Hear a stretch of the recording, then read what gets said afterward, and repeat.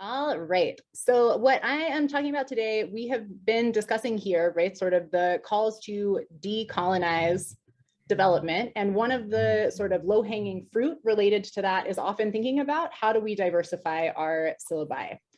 And so at Emory, one of the ways that I have thought about to bring this to reality is to create a participatory syllabus audit assignment. And that's what I'm going to be talking about today.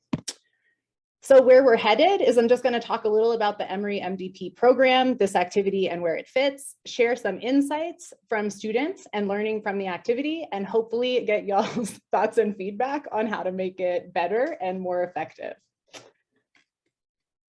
So our Emory MDP program is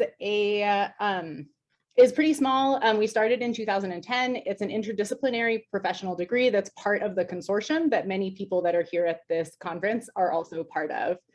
Ours is 24 months. Students do 2 hands-on field practicums. There's 16 to 18 students per cohort, and they take courses across Emory, but they have some core courses that are grounded in critical development studies and in which all of them are enrolled. So they have this really like homeroom, home base from which to think about critical development studies.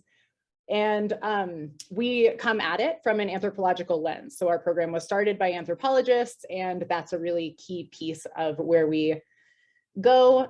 We have a joke about the sort of mantra that students develop through the program, which is that nobody is allowed to talk about what works. They only can think about what works for whom, in what context, and over what time period. Because we really stress that it's important to think about the context in which any and all development interventions are embedded, right? And that everything works for something, and that we increase our ability to see what's happening when we formulate the questions in that way.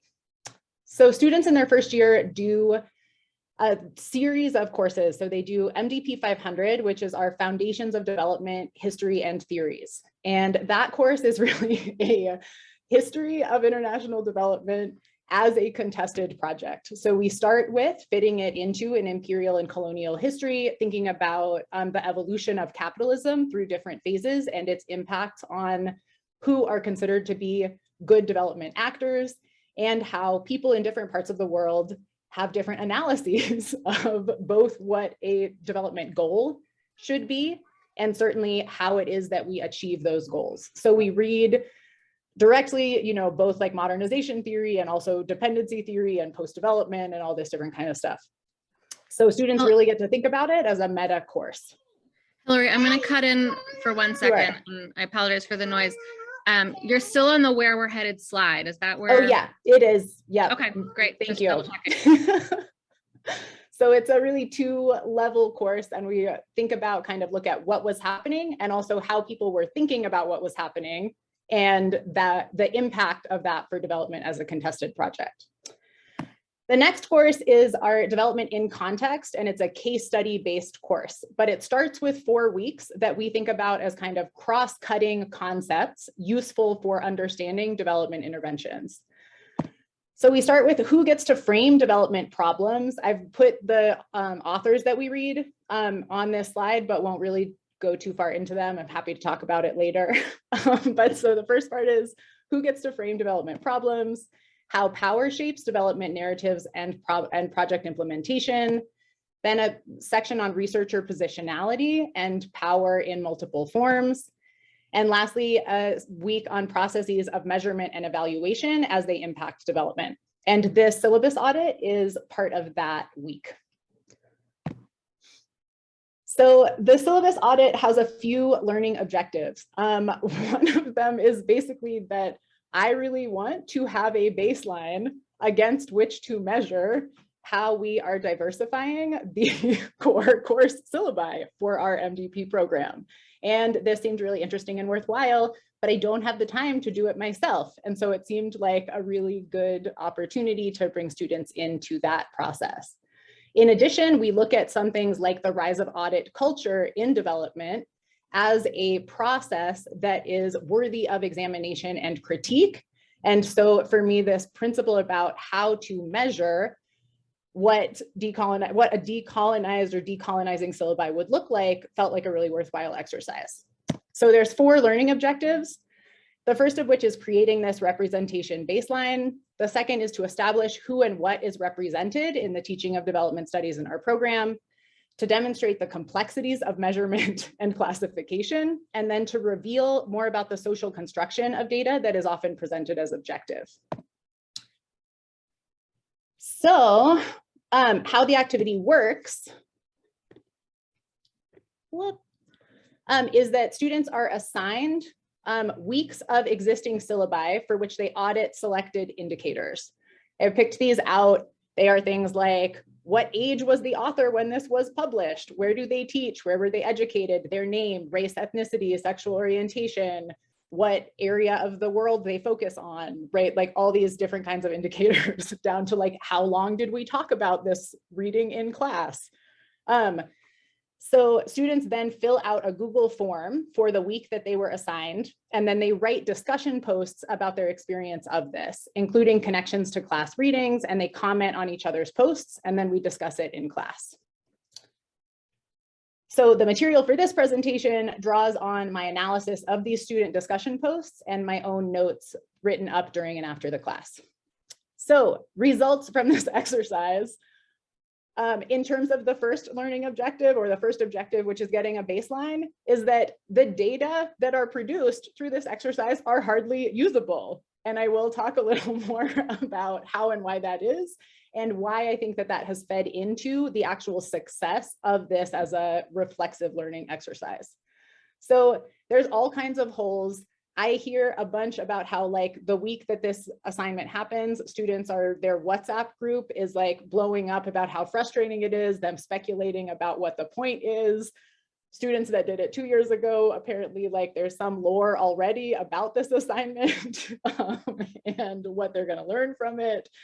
And that leads into kind of my discussion about these frustrations. But for instance, the word unknown, when I look at the like Google spreadsheet response to this, 282 times, right? So it kind of shows there's a lot of holes. There's 4 reasons that I assess that this is a frustrating assignment for students, though I think it's really productive frustration. One is that we want representation and we want to be able to measure it, but actually much of the data on individual people is not available. People couldn't find information on age, birthplace, or citizenship. Also, things like sexuality are really hard to find. One student referenced a post on Jason Hickel's Twitter about a partner and the pronoun she from 4 years ago, but her understanding of sexual orientation is something that is fluid, right, left her feeling unable and unwilling to record this as an indicator of Hickel's sexual orientation. In addition, the next piece is that it's frustrating because it turns out that measuring and classifying things is hard and is laden with power relations. So students experienced a lot of discomfort in being the people that were determining what was the correct answer for a lot of these identity indicators in this Google form. Race and ethnicity was particularly challenging. Photos that they could find for some authors suggested that many were white. Sometimes people of color had racial or ethnic identifiers mentioned in their work by themselves or others, but for other authors, students felt that labeling someone's race felt like intrusive guesswork. This also was corroborated whiteness as an unmarked category, as many authors of color claim and or are identified by their race when white authors are not. Students also noted that things like disability and caste were missing from the indicators that I gave them, but also reflected that they were like many times things like disability are not readily available and are not disclosed. Similarly, questions about sexual orientation and gender made them uncomfortable, and students just felt unsettled as they tried to find a right answer to fill in the boxes on their form. The next piece that made students uncomfortable is about who is represented. So though we read a plethora of different authors and global South perspectives, students were concerned about the number of white authors represented, as well as the number working or educated in Western institutions. So this led some students to say the syllabi seemed to be monochromatic and predominantly patriarchal. There were 8 readings, 10 authors, 1 female, 6 white. Also, the fact that it was easier to find information about white and Western connected authors for many reflected the power dynamics that they were learning about and are already frustrated by. One student reflected on this idea when she was thinking about the idea of expertise and who is worthy of inclusion in development studies. So she found that though many of the political economists, anthropologists, and other social scientists that we read were positioned as experts, that nowhere did this term come up with Jamaica Kincaid, Antiguan poet and essayist, who we read in our Foundations of Theory course.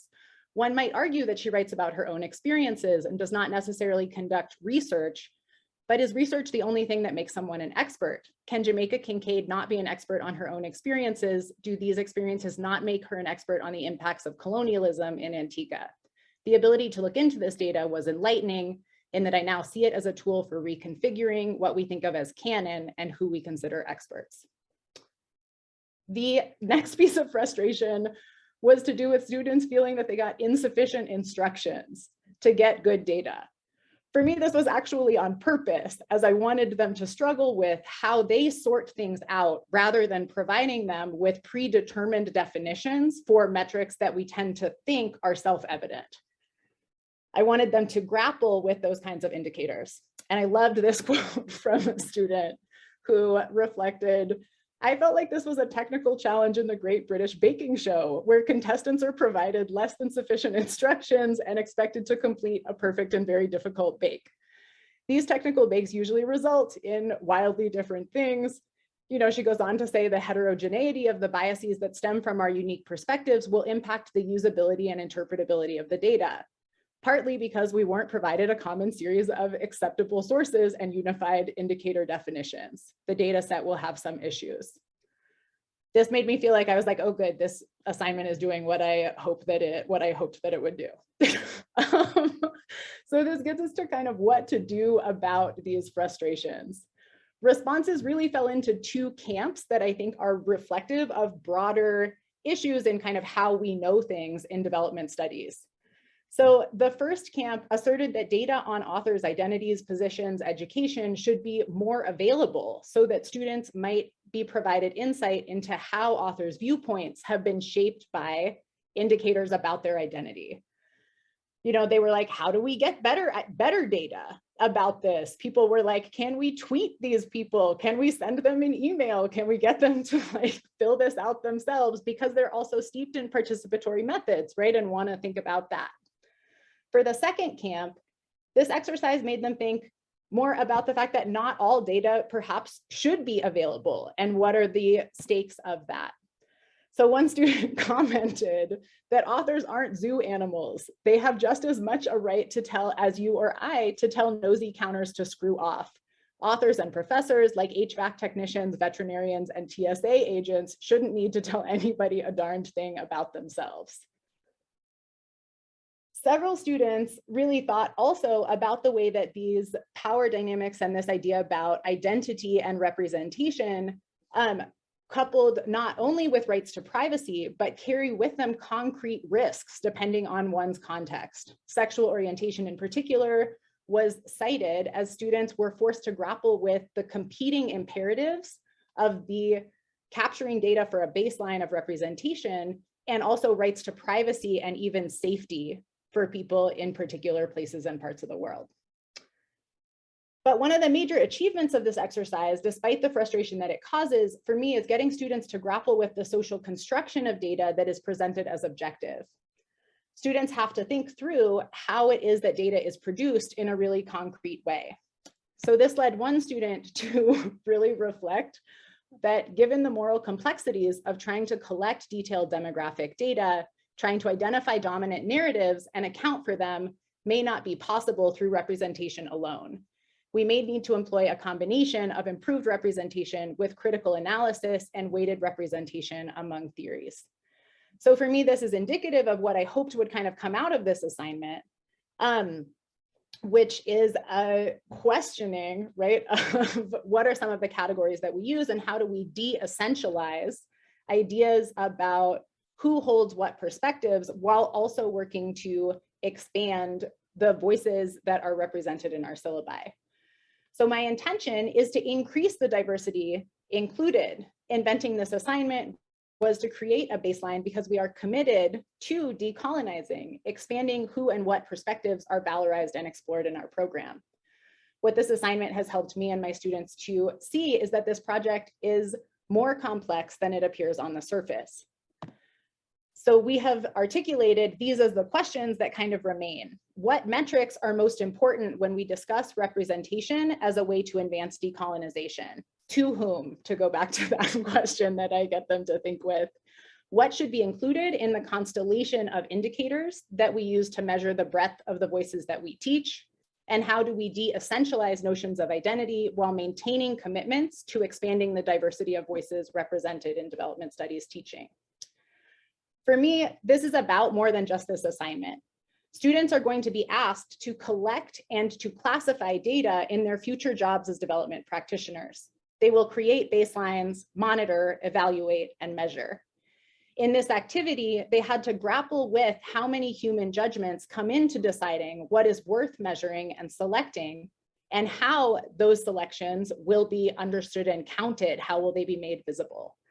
My hope is that they think back to this project when exposed to unnuanced and oversimplified schemas for understanding and measuring the world in the work that they do after this. I see this as a critical part of the continual process of decolonizing not only our syllabi, our classrooms, and global development, but our social worlds. So I'd love to hear from all of you about your thoughts about this and how to make it better. So we only have 2 minutes, but I saw 2 questions in the chat that kind of intersect. So maybe you can answer both of them in the next 60 seconds. Sure. So Willie asked, he said, I'm wondering if students eventually realize the meta point here. And I missed who asked this. John asked, when are students made aware of the contingent curriculum or the beside the more explicit deliverables? Yeah, so one of the things that's really interesting is that them having this whole WhatsApp, or like text chain really means that they start to have a discussion around this and speculate about what they think the points are before they arrive in class. And so they are actually, there's this whole piece that I don't get access to, but where they seem to be considering and discussing amongst themselves. For some of them, that happens before they're writing their discussion posts, and some of them it's after, because the discussions are due 2 days before the class so that they have time to read and comment on each other's.